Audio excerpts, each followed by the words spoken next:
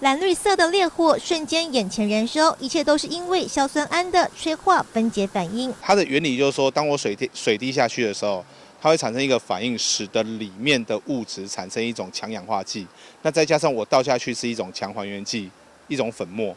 那两个粉末放在一起，就会产生氧化还原反应。实验前先准备硝酸铵、催化粉末以及锌粉，重量比用26:3和69的比例，一定要非常小心，因为硝酸铵的分解反应，加入几滴水便释放大量的热，使温度快速上升。另外方面，释放的热让硝酸铵的固体融化，氢也加速被氧化，两者燃烧效果就是绚烂的蓝绿色花火。最后我们倒入那个灰色粉末，如果量越多，火会越大。